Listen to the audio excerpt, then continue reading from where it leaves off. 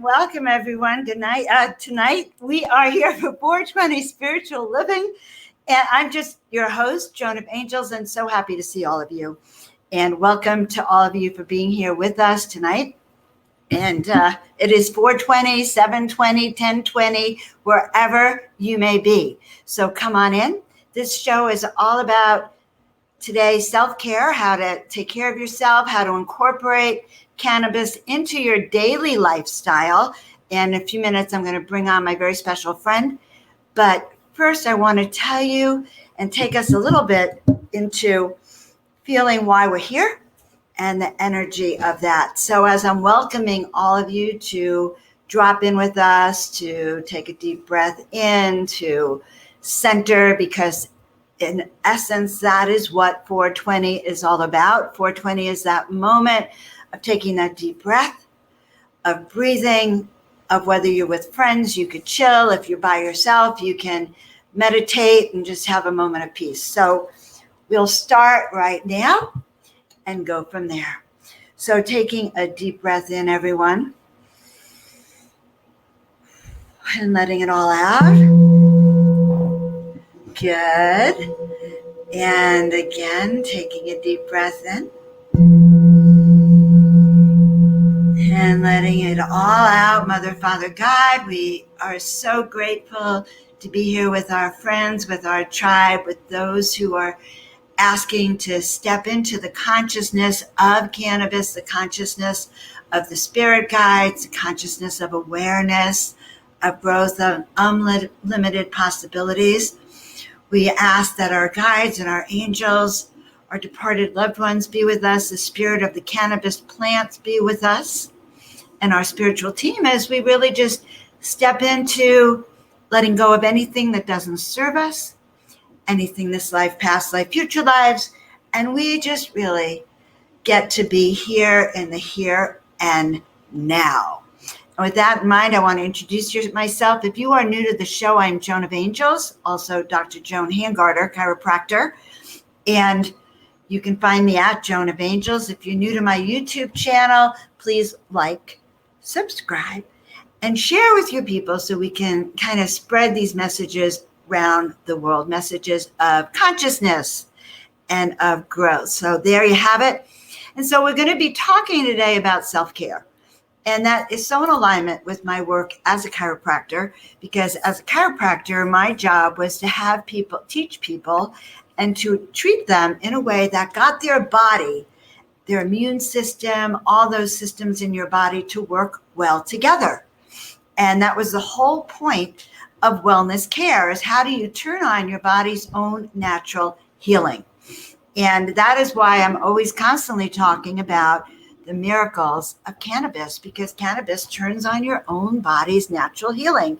And with that in mind, I asked my dear friend, Michelle Rizzio, I'm so excited she's here. Okay, she is an established cannabis professional in the world's cannabis industry, the largest cannabis industry in the world, which is right here in California.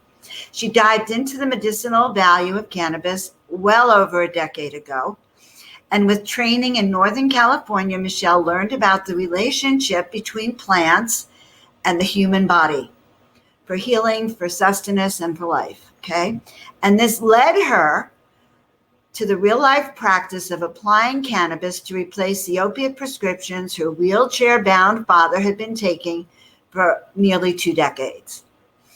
After assisting her dad to overcome his healthcare challenges, he was actually able to retire the wheelchair, which I think is in his front yard as a crutch, but I had thought maybe they'd gotten rid of it. But to retire your wheelchair, by the way, and to stand on your own 2 feet is not any small accomplishment.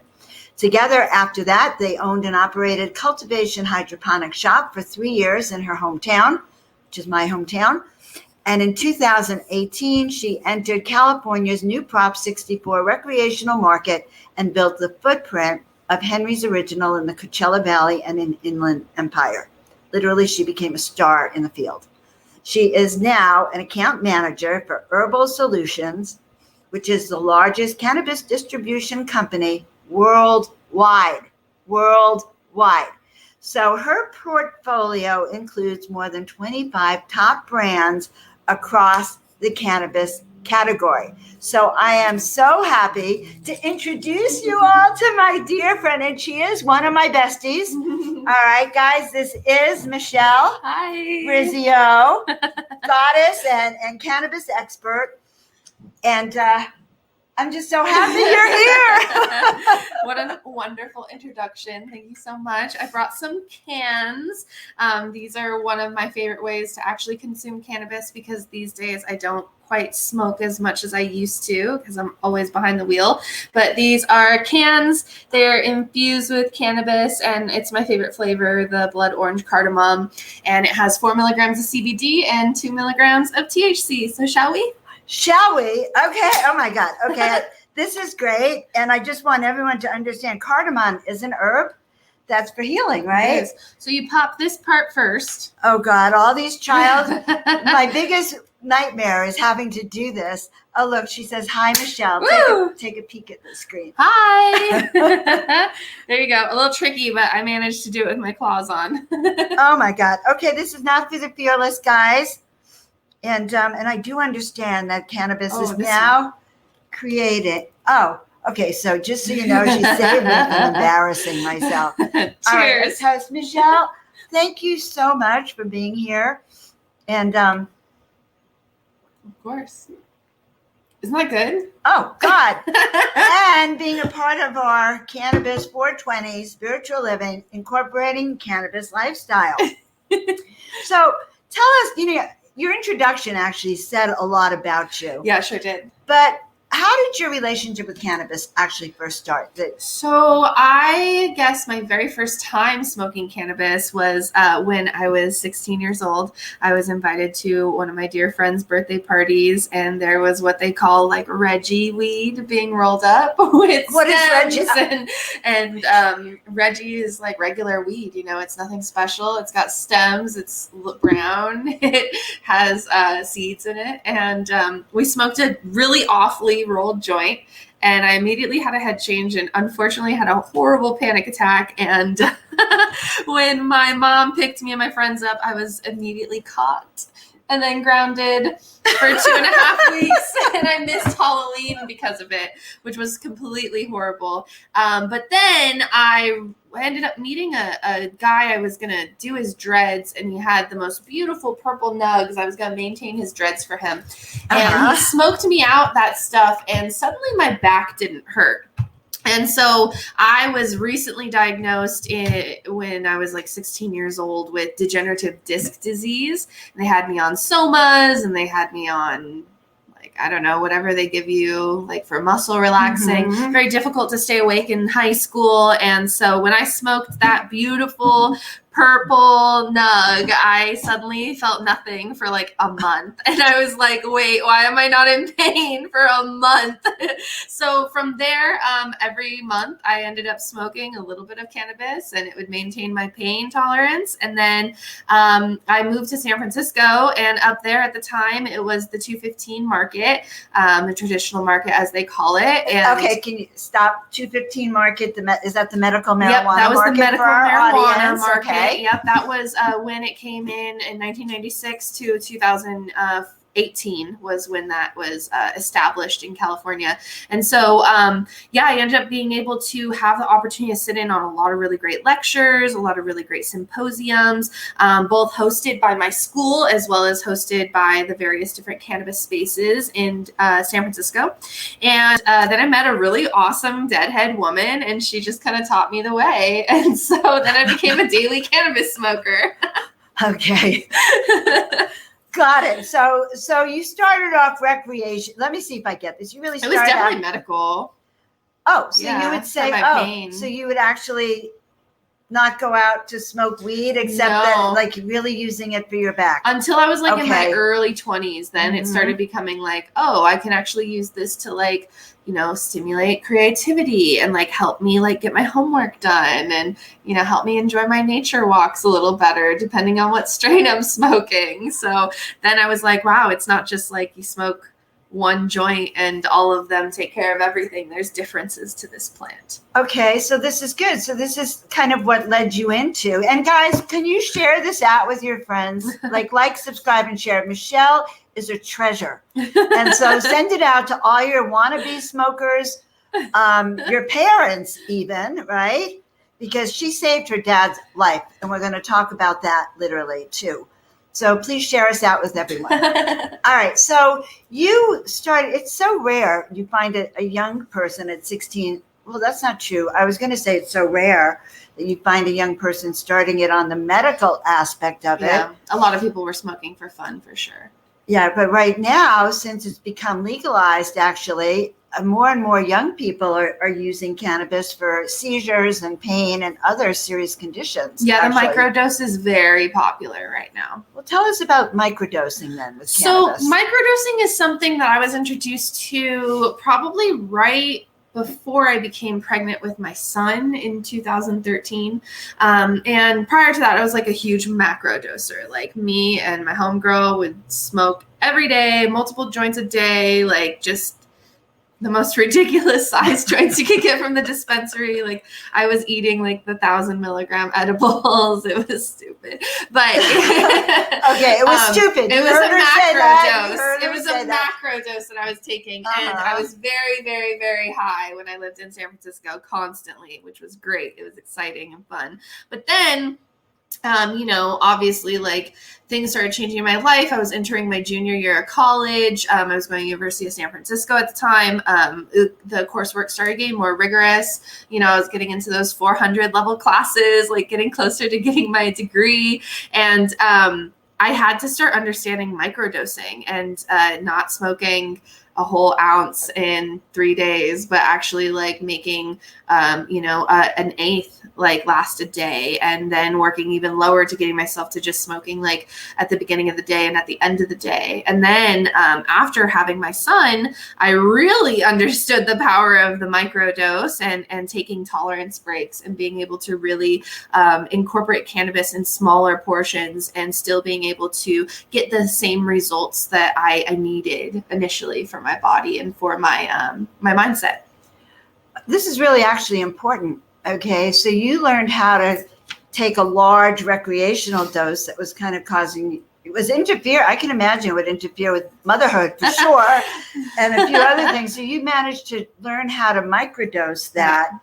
I did hear you say you smoked an eighth a day. I was smoking an ounce in 3 days. Okay. An eighth in a day. All right, so you guys know that this woman has really shifted and learned a lot about how you take it, because this is so common for people to start off. Some people do start off with the macrodoses.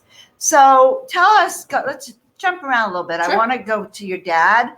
So you leave San Francisco. You have a little boy yet? So I was in my junior year was when I started microdosing. And it was when I also started getting really involved in like gardening and getting really involved in herbalism and kind of just understanding that there was more than just, over-the-counter medicines and prescriptions, And my dad would listen to me talk about all these new discoveries about biodynamic farming and herbs and application of different plants to the body. And he has a condition called reflex sympathetic sympathetic dystrophy, which my entire upbringing kept him in a wheelchair with a morphine pump that had to be filled up every single month by going to LA and you know, going through all of that. Lots of doctor's appointments in my childhood. Okay. Yeah, morphine pump, and also tons of like oral medications. And he was also on a fentanyl patch as well. Thanks so much for that feedback, Lou. Right. We'll tell you even more. I'll tell you tons for sure. And so, you know, I really wanted to see my dad's life change, especially as he was showing me that he was open to learning. And one day before I had come back, he went outside and smoked a joint with my sister and my brother-in-law, my now brother-in-law. And he slept for 10 hours after he smoked that joint. And it wasn't even the full joint. He just had like a couple drags off the joint, and then called me the next day and was like, Michelle, like, I cannot believe this. Tell me everything that you know. And it went from, you shouldn't have a medical card, like you should stick to your soma medications, like be careful what you're getting involved in up there in San Francisco, to tell me more. And I was like, okay. So I ended up telling him a lot more, and he ended up getting some connects down here and started with the salves and the tinctures. And then in 2014, I moved back from San Francisco to Desert Hot Springs, and I really started going hard with my dad. That was when I was living with them, and my son had just come into our lives, and my dad was really curious about it all. And I started educating him on how to smoke and how to use cannabis for his symptoms, and how to discern terpenes and the strains, and, you know, what was what.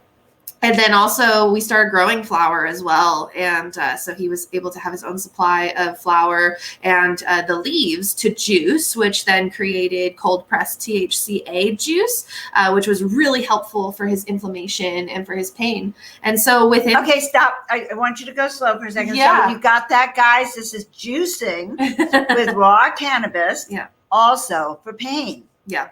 Okay, keep going. Absolutely. And so then he ended up getting out of the wheelchair within 3 years of his first experience of smoking weed in the backyard with my sister and my brother-in-law. And from that point on, it just kind of kept going. You know, he every 5 years had to get his morphine pump replaced to the newest version. And this time he went and got it done in 2015. And unfortunately it rejected, and he had to make a major decision on if he was going to persist with the excruciating pain that was happening from his morphine pump rejecting and the solution not being sprayed onto his spine, because it was puddling. All the medicine was puddling at his spine. And so he was having a lot of issues with the internal morphine pump, or take it out, you know? And so he was convinced he was going to die in that summer. He was convinced. He was like, he was very like writing the will, you know, making sure my sister and I were set up with what we needed, everything. And then he got it removed, and I started getting him on dabbable concentrates, specifically like Raw Garden and some other really great ones that were in the market at the time. And it was Clean Green certified, which I really valued and I thought was super important.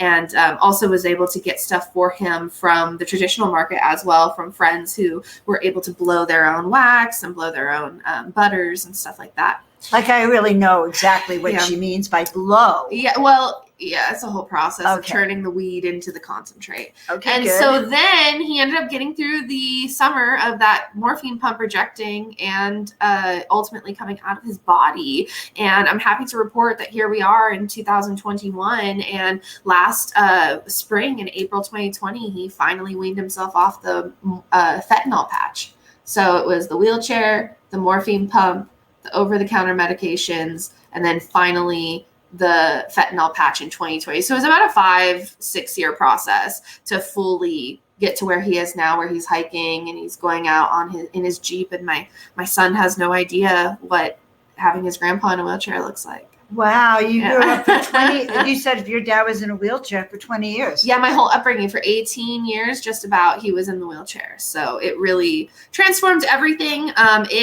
It definitely embraced my new path that I was on, supported that, as well as like encouraged my mother and my cousins and, you know, my sister to really look at it a little bit more,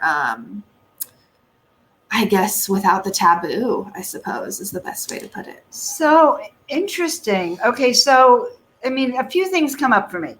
First of all, you got your parent, and I know a lot of younger people want to know how they can get their dad or mom to take cannabis and to get them off, for their pain. So there's that issue.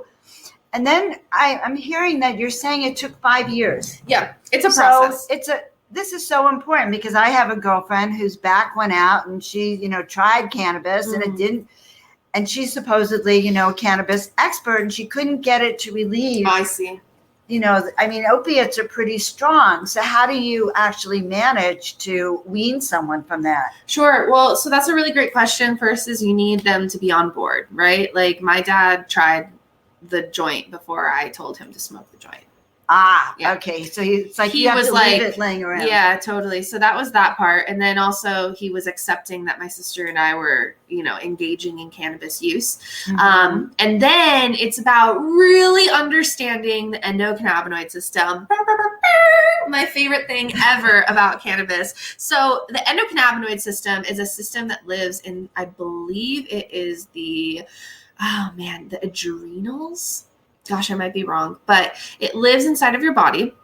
And what it does is it actually allows you to take in exocannabinoids, which would be cannabis or cannabinoids found in other plants. There are cannabinoids found in, like, for instance, hibiscus and I can see the flower in my mind right now, but I can't remember it. But there are cannabinoids found in other plants other than just, oh gosh, congratulations, Crystal. That's great. Huge deal. And so the endocannabinoid system allows us to take these exocannabinoids and turn them into regulators for our CB1 and CB2 receptors. And so the THC helps to open them up, and then the rest of the cannabinoids can kind of go inside of there. That's why, like, CBD on the legal market, like nationally, isn't really as impactful because it comes from hemp-based products, and hemp-based products are void of THC because THC is bad, so you end up peeing out the CBD from hemp. So with cannabis in the legal markets, CBD or THC, whatever, THC is in everything. Literally, you can't sell anything in a dispensary, at least in the state of California, if it does not have like THC trace amounts inside of it.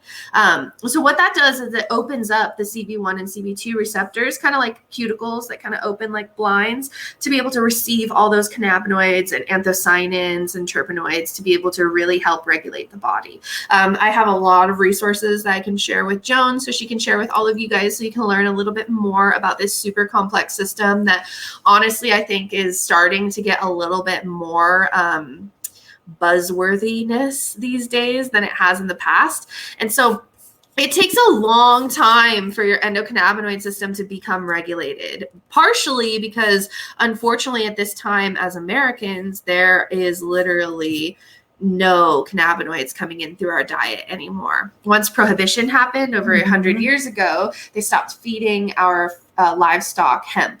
And so we stopped receiving cannabinoids, exocannabinoids from the world. And that deregulated our endocannabinoid systems. Okay, so that explains. So let me see if I can break down. We all have endocannabinoid systems. All of us, even animals do. But in the past, we had hemp in everything. When it was legal, right? We had hemp rope, hemp fabric, hemp pillows, hemp tinctures, sativa tinctures even. So they were balancing so our bodies got used to them. Yeah. Used to this. And then so once prohibition happened, then the idea that people could be stressed or out of balance because they don't have a cannabinoid in their system is really revolutionary, but probably true. Right? Yeah.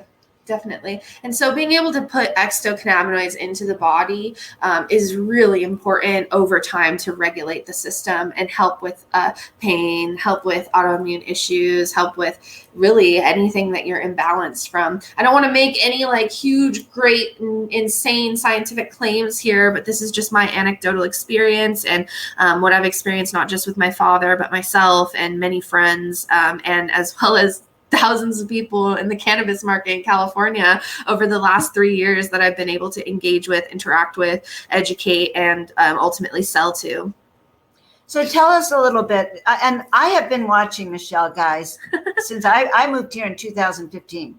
She wasn't working full time in the industry then, but she did have her hydroponic shop And my radio station. and her radio station. And I learned about how she had gotten her dad off of, out of the wheelchair, but I didn't hear all the details. And I'm really very fascinated. But I'm also fascinated in watching how you've expanded there's two issues: how you've expanded in the cannabis business, and then how do we use this concept? You're the first person who's ever told me about terpenes. Oh, okay. Okay. And I know that when we talk about self-care, it's like, how do I find the right product for me? Yeah. Like with this thing, right? This There's thing so many right products. here. It's called your nose, and it's really great at telling your body if the cannabis that you're about to consume or purchase is good for you and good for what your body needs. How does it do that? Well, it does that with terpenes. So terpenes are actually horticulturally meant to be a defense mechanism against pests, sun, wind, for the cannabis plant. But therapeutically, each terpene can really help the body in various different ways, whereas it could be for mood, or it could be for ailments, or it could be for energy, or it could be for appetite. All of these things are stimulated by the terpenes. So terpenes are formed when you look at, I wish we had some weed. Do you have weed? Somewhere. So I brought cans today. But so when you look at a nug of weed, it's really frosty, right? And that frost is coming from trichomes. So trichomes, like I said, are developed to be able to be a defense mechanism. And inside of those trichomes, when they get a nice, pretty, ambery color, they are well developed, and they are going to have terpenes inside of them. Not just terpenes, but they also have anthocyanins in there, and fats and lipids and all kinds of different things that add to the overall impact of cannabis on your body. So terpenes encourage what is called the entourage effect. And the entourage effect is what you get when you are consuming not just cannabis, but also terpenes as well. And I guess I should go back and rephrase that. Not just THC, I suppose, would be the better way to put it.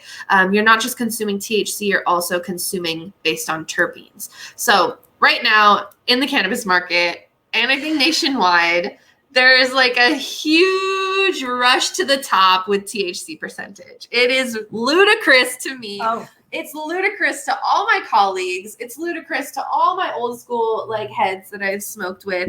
It's just seriously ludicrous in my opinion, because THC is not the most impactthful cannabinoid in cannabis. I don't care. Come for me. Come for me. Wait a It is second. not. Okay, so it's not. It's not you THC. You see the things.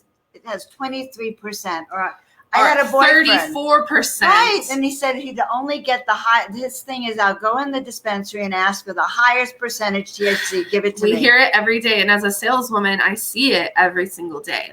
The 26, 27, 28, 29, 30, 31, 32 fly by the pounds. The 11%, the 12%, the 13% sits forever. And I don't know. I have a lot of suspicions as to why the market is like that right now, but I digress.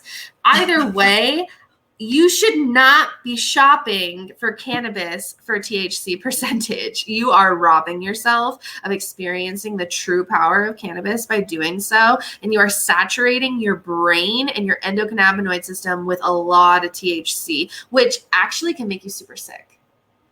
Which actually counts for, I've heard of people getting sick from too much cannabis. Well, too much THC. I mean, it literally is a syndrome where THC can stimulate vomiting, and you just, every time you smoke it, you will vomit, even in the showers, everything, high THC will just make you do that. So I'd like to kind of backtrack a little bit. If we go back to your days as a young lady, the smoke that you were smoking was not 30%. No, it was not 25%. It was CBD rich, to be completely honest. Are you serious? It was CBD rich. First of all, you weren't around when I first was introduced to cannabis, but it was a brick. It was a brick that had weeds. It had seeds and twigs and weird things in it. Solid, brick. I mean, Cheech and Chong were smoking 15% and less. But you didn't know what was in it. You smoked whatever they brought you. Totally. You did not. So when I first went into a medical marijuana clinic up north, and I'm seeing these signs about sativa, indica, hybrid, I got very upset. It's like, wait. What do you mean? What do you mean? And now I have to learn something. Right. To smoke cannabis. Right. But then you also have, the older heads as yourself who come into the dispensaries and are very ornery about it. And they're like, back in my day, I was smoking weed that was real strong. I need the 36%. Okay.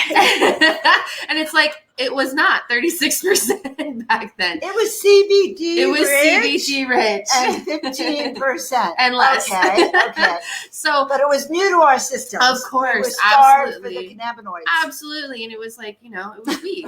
And so it's really created this really interesting dynamic. And, a little pro tip, in California, they literally test like a couple grams off a pound for THC percentage, and each nug on a harvest for the same monocrop, like say you're growing Blue Dream, the nug from each plant of Blue Dream that you are growing, they all test different. So when you open up your jar and it says 36 and you're looking at all the different nugs, they all test different, and they might not even be from the batch that they actually took that weed and tested it from. It could be from, Wow. Yeah. So. I am learning a lot. Guys, do you like this? This is really so interesting to me. So let's get down to more even practical. Sure, of course. Okay.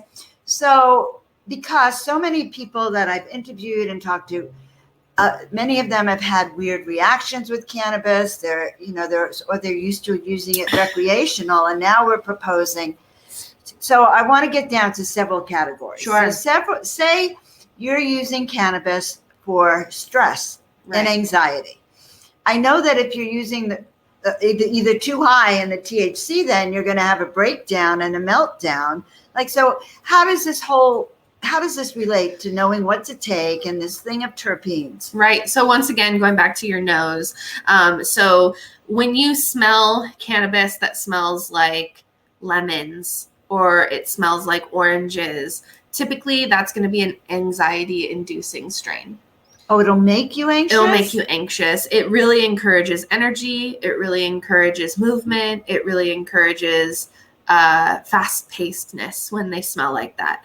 If it smells like gas, more like, I don't want to say gas in the sense of like a earthy gas, because there are two different gases you can smoke. There's like the earthy gas that would be like more of an indica, and then there's more of like a real diesel-y, stinky gas, and that would be like more of like a sour diesel. So the sour diesel is going to be super awesomine rich, right? So that like really stinky diesel-y nose. And what kind of effect does that have? So awesomine is immediately going to give you so much energy. Like I like to smoke awesomine rich strains, whether it's concentrate or flower, before I go to the gym. Can you spell that for us? Sure. So maybe Tina can put it in the comments. Yeah, totally. It's OCIMENE.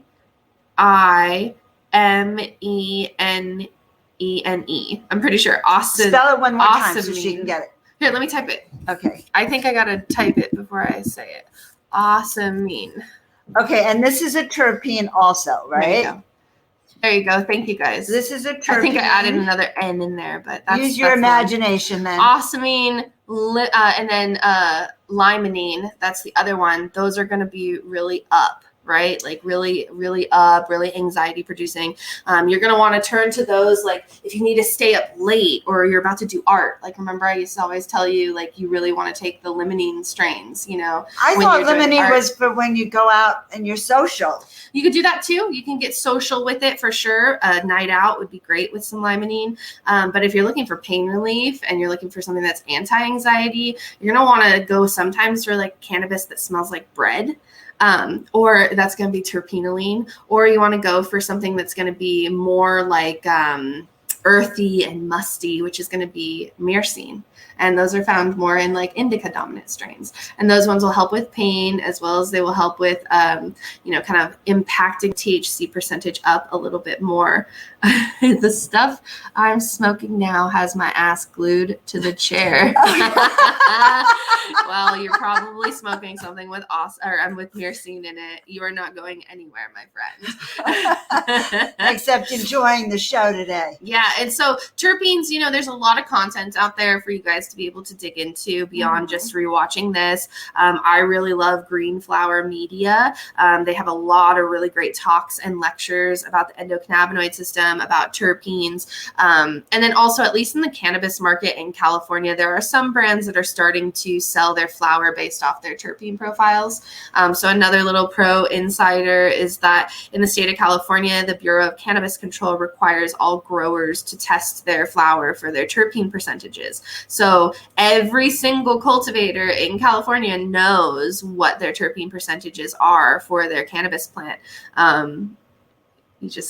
We're just not given them as consumers. Do they put it on the bottles? Sometimes. Because I don't see it. There are some, like, for instance, I believe Claiborne has always been one that lists the terpenes that are on there. I think that there are some edibles that are starting to, like, infuse with terpenes, A lot of people in the market think, like, terpenes are going to be, like, the next big thing. And I'm really eager for that. I really want the BCC to start educating more about terpenes and less about this focus on THC percentage. If they're going to regulate us, if they're going to be a bureau of control, it would be great for them to be able to actually educate us, with what they're charging us to do, So that's asking a lot. Right? Yeah, it is. It is. Okay, they can't even come to agreement about giving us banking, giving the industry banking. Yeah, truly. Okay. We have a lot of work to do. We still have a lot of work to do. They don't do all this to alcohol, and certainly not. They should be doing this to tobacco. Can you imagine if they had to regulate the terpenes of the tobacco plant? Every tobacco plant. Do they have terpenes? Yeah, tobacco has terpenes in it. I don't know what, but and every my favorite terpene is going to be beta-caryophyllene. It's really great for being motivated and focused, but it also helps with pain. So I'm a big fan of that. If I could get a strain that has like myrcene, beta-caryophyllene, and ocimene in it, because I do need like the little energy boost. Okay, so that's so interesting. Like to have these three things you're looking for in a strain. So I always tell everyone, like, know what you want to do with your cannabis. So and that's important. So again, if you want to relax and you're taking that upper limonene, you're not going to lay down. Confused. You're going to be watching TV like paranoid. Okay, so what kind of strain has those three things that you like in it? The ocimene, the limonene, and usually like cake strains. Oh, cake strains, like wedding cake or lemon pound cake, or like, I don't know. I've seen like a punch cake before, which really like hit me. Any cannabis that I start smelling and I'm like, oh my God, I can smell the winter forest. Oh my God, I can smell the gas. Oh my God, I can smell the coffee and diesel a little bit in there. I'm like, okay, that's the one. So I really follow my nose. Okay, so the cakes, I don't care if it's 12%. I'll buy it. I want her nose. Actually, guys, to me, I have a hard time differentiating in the smelling of cannabis. Although I think it's nice, they want me to smell it. Sure. It's like, okay, I'll smell it for you, but I don't. COVID changed that too, though. I don't know what I'm smelling so much. So I didn't even understand this about cake. I thought cake, when I see it, I think indica. Sometimes. In the couch. There are some that are hybrid. Got it. Yeah, and I don't need a full sativa. I just need something that has a little bit of motivating to it. So if you want to be motivated and up and work, say, and this is, I always thought that you would stay away from anything like indica or slowing down because, but then again, you're saying if you're terpene based, you don't have to worry about if it's indica, sativa, or hybrid. The genotypes don't really matter at that point because terpenes exist across the spectrum of the type of plant it is. If it's indica, sativa, or hybrid, like you can have an ocimene rich indica, you can have a limonene rich indica as well, so I mean they are out there. Interesting. Well, I like, actually, I'm blown away. The more I learn about cannabis, the less I know. And there's like a company called True Terpenes that actually sells terpenes that are just in the liquid form. So you can actually like smell it and like familiarize yourself with these different terpenes and what they smell like without the flower attached to it. Mm-hmm. So that's how I really became very clear on what I was smelling, was because I was at like a conference and they had those True Terpenes there. So if I wanted something, again, creative, uplifting, awesomine and limonene. You're trying to relax, linalool, myrcene, beta-carotene. What about if you want, okay, let's get into, I like pinene too. Pinene is super creative also. Is there one that has them all? So the bottom line is you can actually smoke something that has less THC and still get amazing benefits from it. And then also, I think it's important to note for the folks out there that like use concentrated vape pens, if you're getting something that's distillate, well, I mean, I sell it and I love it. I have no problem with all the various methods, but if you're buying something that says distillate on it, it's something that is more focused on the THC percentage and not so much the terpenes. Whereas if you're buying like a live resin cartridge or a live rosin cartridge or a sauce cartridge, those actually are not distillate. So it's not just focused on the THC. They have the terpenes in there. Okay. So that's what we're looking for, is the resin, the rosin, the resin, the sauce live. Always you want to do live.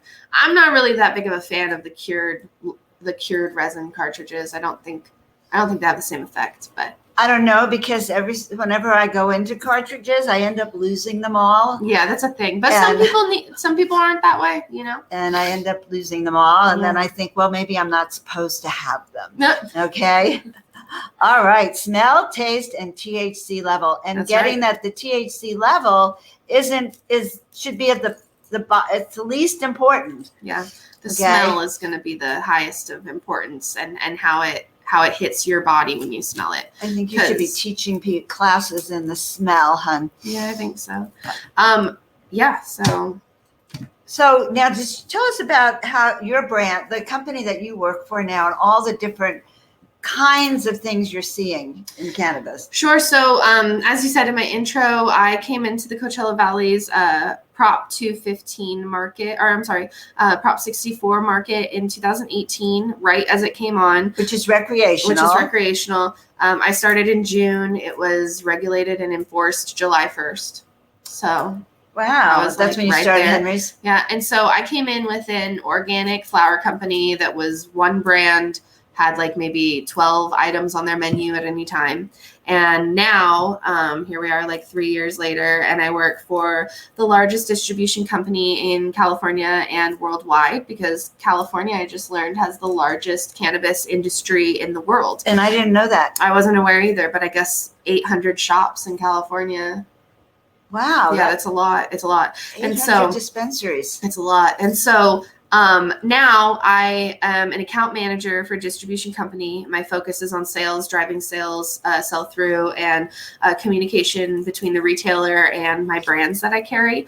I carry multiple brands across the top 5 SKUs of all categories of cannabis in the marketplace, from edibles to cartridges to concentrates, flower, indoor, outdoor. I carry all of them. My top brands that I carry are going to be Raw Garden, Pacific Stone, Select, Seven Leaves, Glasshouse Farms, Emerald Sky, Big Pete's Treats. Gosh, I feel bad if I'm missing anyone. Henry's Original just came on the platform, and then also like 20 others. It's a lot of brands that I carry. We're huge. We've scaled immensely. The company has scaled immensely since it started in 2018. And we are beginning to branch out to be multi-state operators.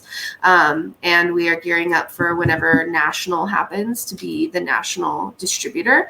That's big. It's huge.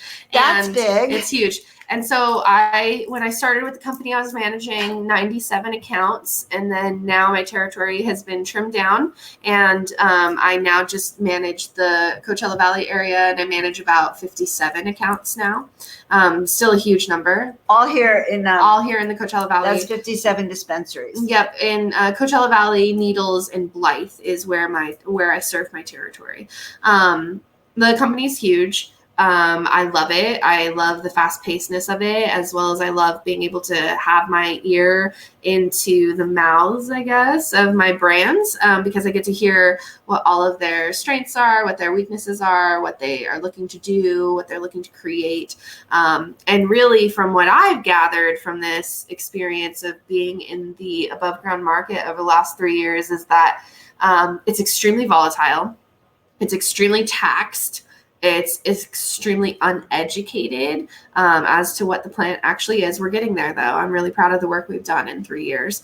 And there's a lot of room to grow. And I also think that, like, we're all just going to wake up one day in the near future and, like, national legalization is going to just happen or we're all going to jail, like one way or the other. Well, it is kind of interesting. Biden took office and then he fired all of his staff members who had been using marijuana. Yeah. So, we'll see. The banks are still very difficult to deal with. I've had paychecks bounce before, and it's hard to find people who want to give you a loan for a house, but I really believe in cannabis. And that's why I sit here, because of the background that I have, because of the changes I've seen. I don't think this is a commodity. I think this really is a consciousness shift that we're going through on the planet. And cannabis is really helping to open a lot of people's minds to other ways of healing. It's really paving the way for other plant medicines to come onto the forefront. Combo medicine and psilocybin medicine and other plant journeys like Aya have gotten very, very mainstream and popular since cannabis has kind of popped off as well. And I really think that all these things work together to shift consciousness. I was clicking through Gaia the other day, and they had like this 5-minute news report about like, why is tarot like taking off these days, and it's the same thing with cannabis, in my opinion. Right. Like consciousness, everyone, like the consciousness is shifting. So I'm in it for the long play. I'm in it because I love talking about cannabis. I love educating about cannabis, and I love being a part of this. And ultimately I would love to be a policymaker and a change maker in this game. And I think that the only way to do that is by having experience. So by the time I decide to make a political move and a actual move into the bureaucratic world of policy and legislation, I will have had 8 years of above ground cannabis experience. So I have a long-term plan here. I love this. I was going to ask you your long-term plan. I noticed we had a question. Someone wants to know if you're hiring in your company, if they are hiring. You can always look at herbalsolutions.com/careers. There you have it, herbalsolutions.com. And a career in cannabis, by the way, is a growing industry. Yeah, we don't have just to worry about losing your job. Totally. The industry's over. And on top of it, like there's so many positions. There's warehouse positions, there's drivers, there's retail, there's sales, there's IT, there is room for everyone of every skill set in the cannabis field. So, we're talking about legalization here. I'm in New York and they just legalized it. And I heard you can smoke in the streets of New York City. Congratulations. Okay, which can't wait to do it. Well, I'm from New York, and you would never have smoked on the streets of Manhattan, nor would you smoke in this. Well, people smoke everywhere nowadays, but. Oh, before we go on though, Tina, it's actually herbal without the A. It's HERBL Solutions. Got it. She'll fix it. I'm pretty sure that's the website. Or just Google HERBLsolutions.com/careers. Wonderful. Okay, anyhow, what were you about to say? I apologize. Oh, well, for New York, she said, how long do you think it will take to get recreationally from a dispensary physically or through mail? I really don't know. Oh, my God. How long you think it'll take till you get the weed? We just don't know. Listen. California has been ahead of the game here and really ahead of the curve. Yeah. Let me ask you a question. How do you see cannabis unfolding now in our great state here of California? Well, it's not going to slow down. That's No, for it's sure. not. It's not slowing down. I don't know. I mean, there are a lot of California companies that are now starting to do direct to consumer. So that's interesting. Are you allowed as a brand? Kiva's doing it. Can you mail it? And Kiva's doing it. So I don't know if they have their own delivery drivers or if they. I'm really not sure the legalities behind it because I'm not a pioneer of that world. But yeah, that's something that's happening right now. Okay. So I mean, if that happens. If that happens, that they can send it around the country wherever? Well, no, to California.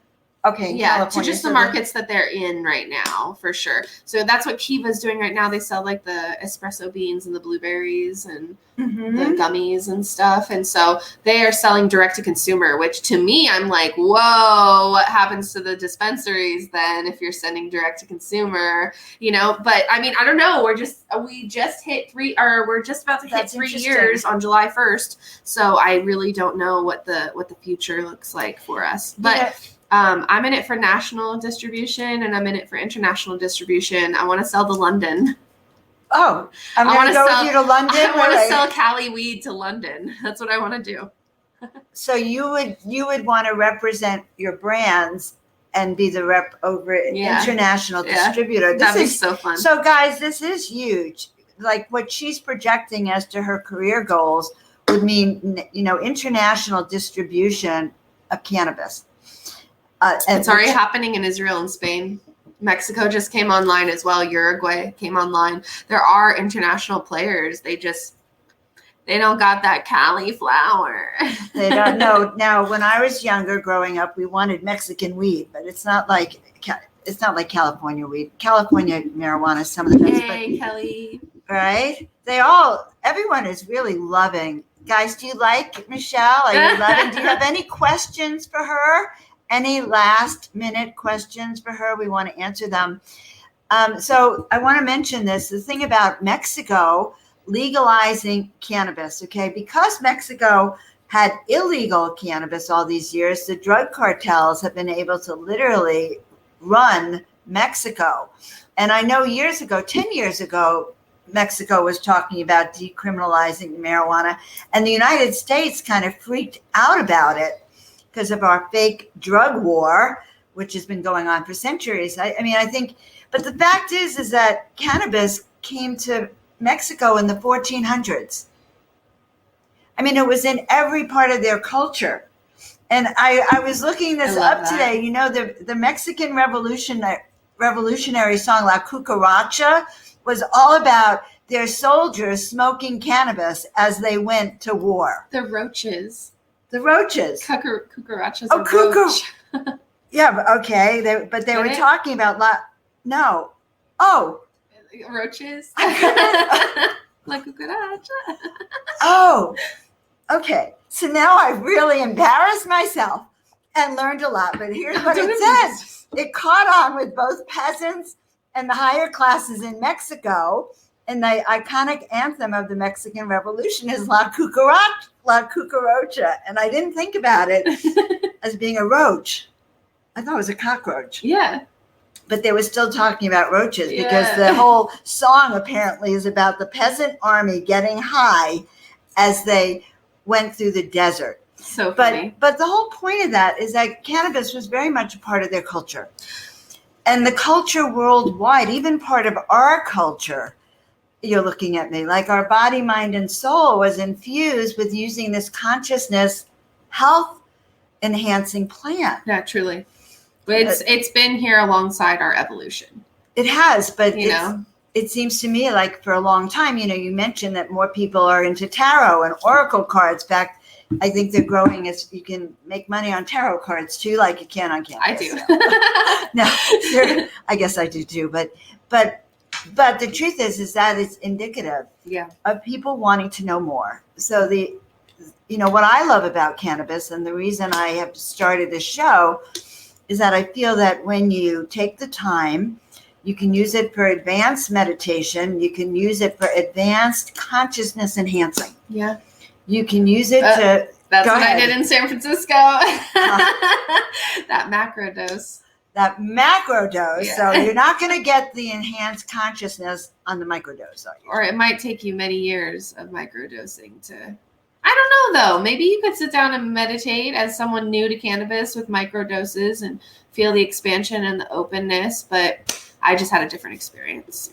Well, I find it really fascinating because you would come over and sometimes say, well, Joan, you like this. This is a myrcene. You like the myrcene. Or I still had no idea what she was really talking about. And it wasn't until you did your presentation online at the online cannabis event.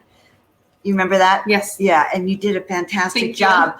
But, and I'm going to post the link on this so you could see Michelle's amazing presentation on how to use terpenes and how to self-care, because this is the difference between a pharmaceutical prescription where your doctor says 2 a day for the rest of your life with all those side effects. Healing.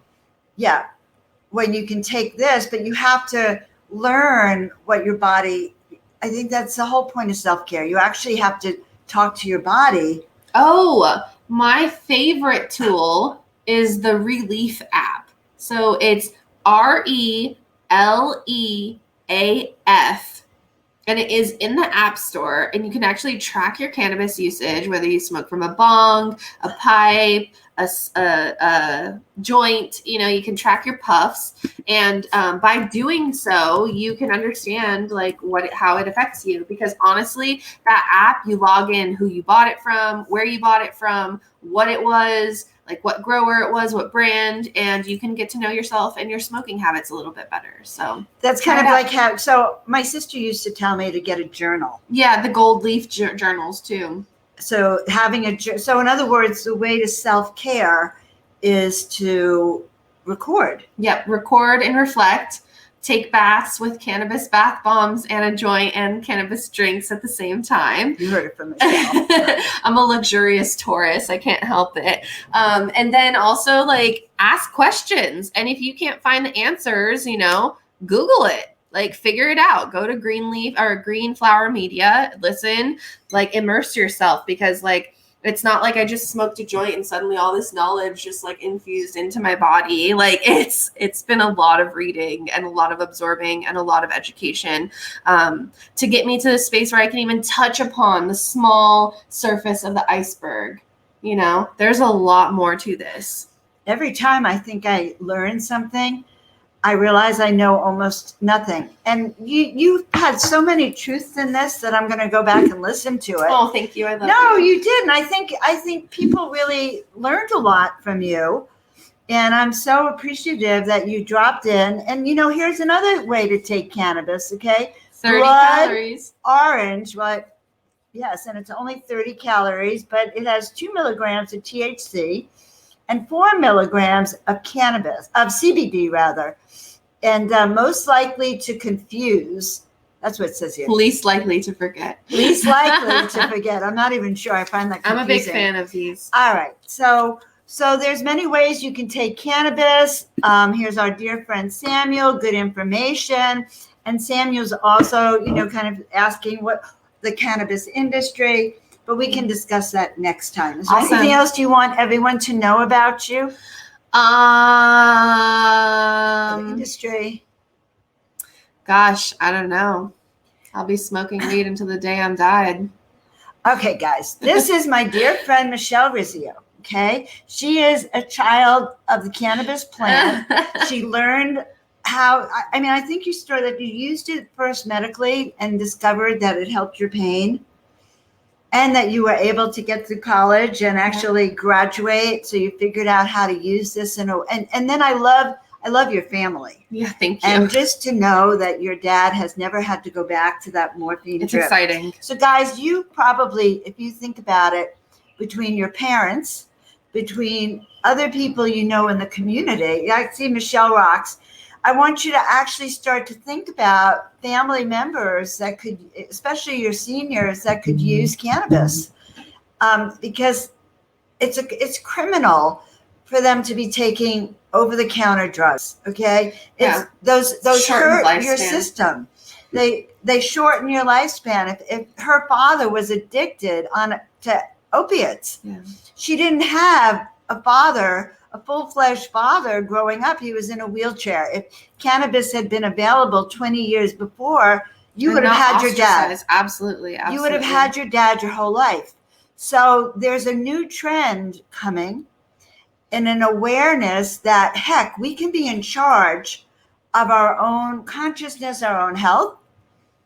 And if your doctor says otherwise, fire him and hire another one. You heard that from Michelle. Okay. Thank you guys so much. All right, sweetheart. I'm going to close out the show, but I'm just so happy that she was here. She's going to go the other corner. I'm going to drink her drink for her. No, it's gone. Guys, I love doing this show, and your feedback really helps. Your support really, really does help in knowing what you're interested in and what you're looking for. Next week's show is going to be a little bit different. It's going to be Joan interviewing Joan. Okay, you can ask me all the questions you want.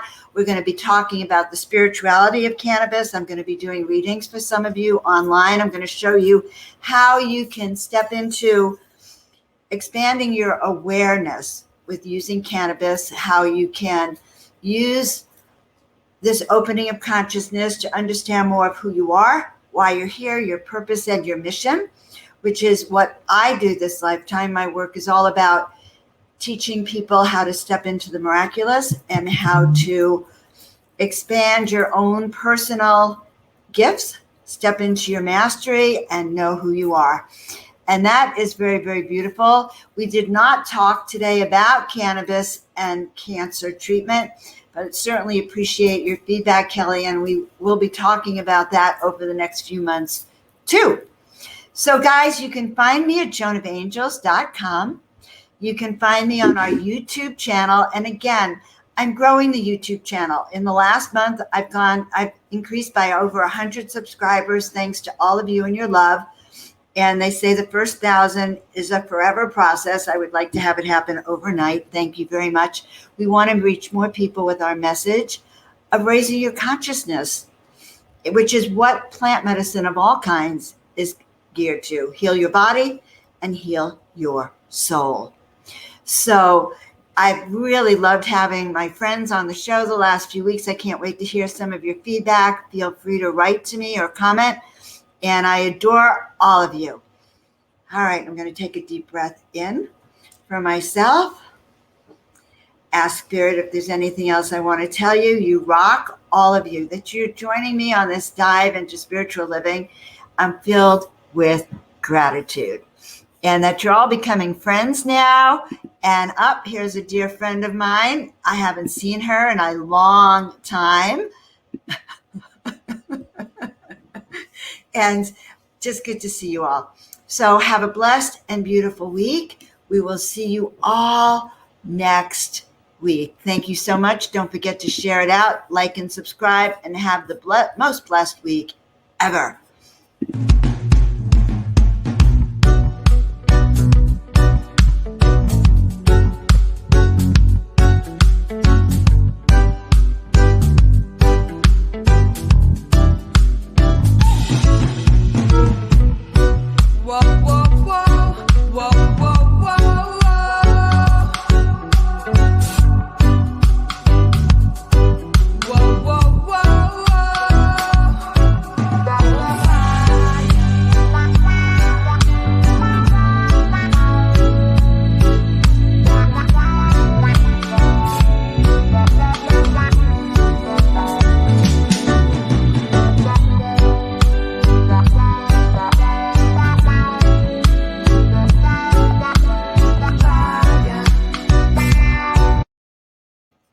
That's it for this week, guys. Have an amazing July 4th and an amazing independence of your body, mind, and spirit as you step out. Love you all.